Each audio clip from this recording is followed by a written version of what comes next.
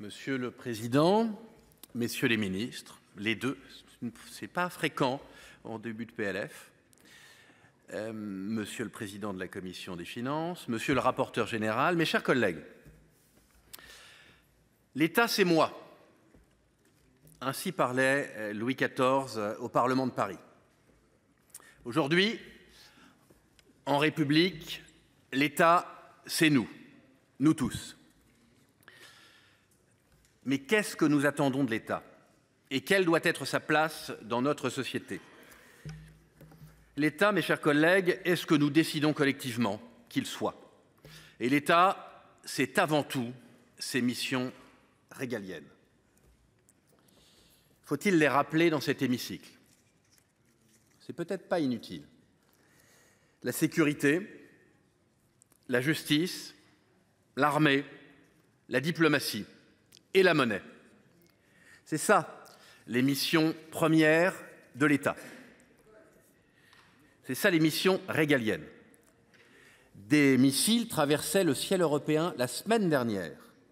Et certains parlent encore de décaler la loi de programmation militaire qui porte nos dépenses à seulement 2% du PIB. Nous dépensons 38 milliards par an dans la politique du logement. C'est 3 fois plus que le budget de la justice. Et pour quel résultat, mes chers collègues? Alors qu'il a neigé jeudi dernier dans nos villes et nos campagnes, des gens dorment encore dans la rue et une crise immobilière nous menace. Nous dépensons 2 fois plus en paiement des intérêts de la dette cette année que ce que nous allons à nos forces de l'ordre pour nous protéger.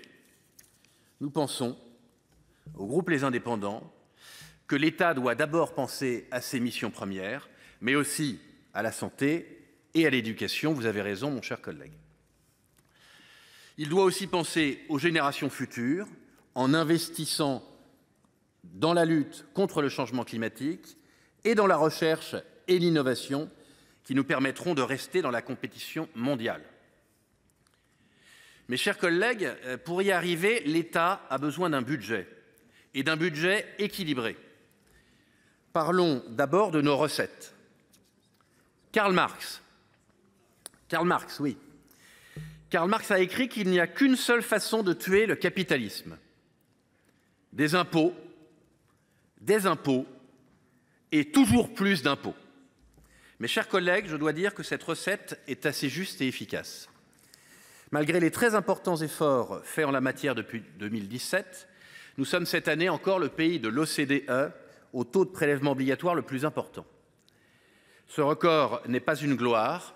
Comme le prédisait Karl Marx, il contraint nos concitoyens dans leur liberté et nos entreprises dans leur capacité d'innovation.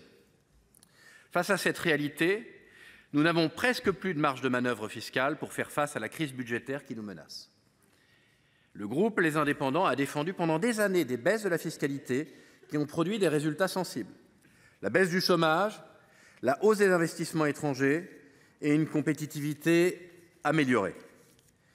Mais face à la chute imprévue et rapide de nos recettes, et pour éviter une crise financière grave, le gouvernement fait le choix d'une augmentation exceptionnelle, temporaire et ciblée, pour vous plagier, Monsieur le Ministre, de la fiscalité sur les ménages les plus aisés et sur les plus grandes entreprises de ce pays.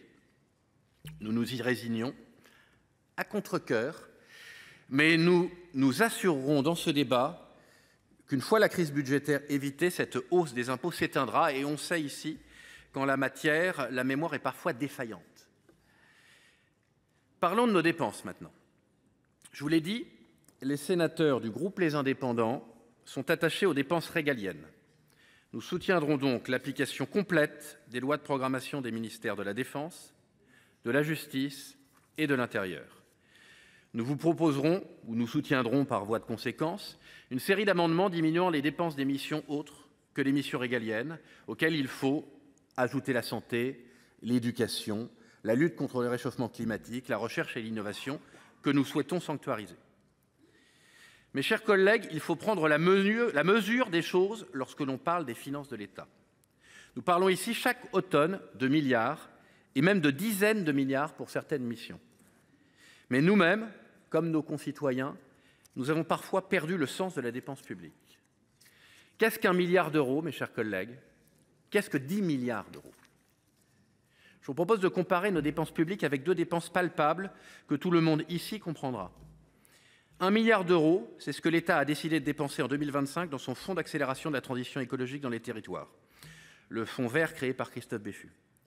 Ce milliard d'euros irriguera au cours de l'année tous nos territoires pour financer les projets des collectivités territoriales dans les domaines de la performance environnementale, de l'adaptation au changement climatique et de l'amélioration du cadre de vie. Voilà ce que représente 1 milliard d'euros d'action publique, un an d'action écologique concrète. Encore plus concret, 10 milliards d'euros, mes chers collègues. 10 milliards d'euros, c'est le coût d'un porte-avions nouvelle génération, celui qui sera mis à la mer d'ici 10 à 15 ans. Des porte-avions, nous n'en construisons que tous les 30 ou 40 ans. Et la France ne pourra en construire qu'un seul. Comparons avec les dépenses de l'État. Je vous disais 10 milliards d'euros le porte-avions. En 2024, la charge de la dette de l'État représente plus de 50 milliards d'euros.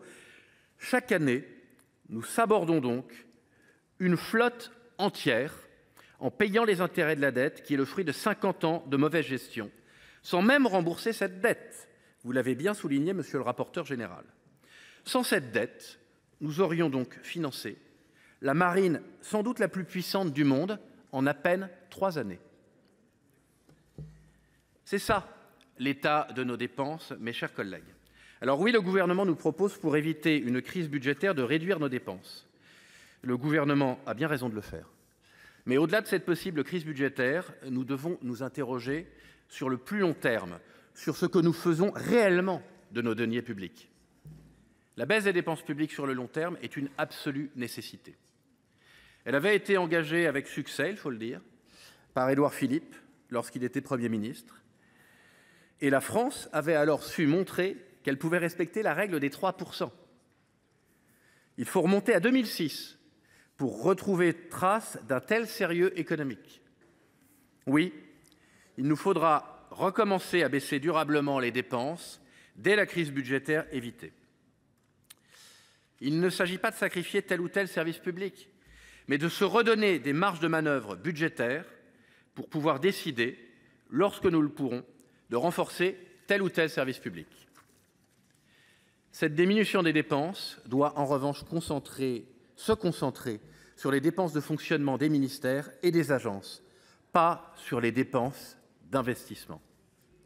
Il en va de même pour nos collectivités, qui sont le cœur battant de notre République. Elles sont prêtes, elles aussi, à participer à l'effort budgétaire de la Nation. Mais cet effort doit être soutenable, il doit être juste et il doit être équitablement réparti entre toutes les collectivités qui le peuvent. C'est la raison pour laquelle, aux côtés du rapporteur général et de la commission des finances, nous nous opposerons à une révision du fonds de compensation de la TVA et nous soutiendrons le rapporteur spécial et la commission des finances dans la révision très importante du fonds de réserve qui est demandée aux collectivités territoriales.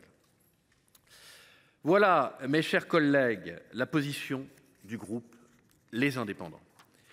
Vous aurez compris que nous nous attacherons à soutenir le gouvernement loyalement en faisant porter l'effort en majorité sur la diminution des dépenses publiques et pour une part qui doit être la plus réduite possible sur une augmentation exceptionnelle, temporaire et ciblée de la fiscalité sur ceux qui le peuvent.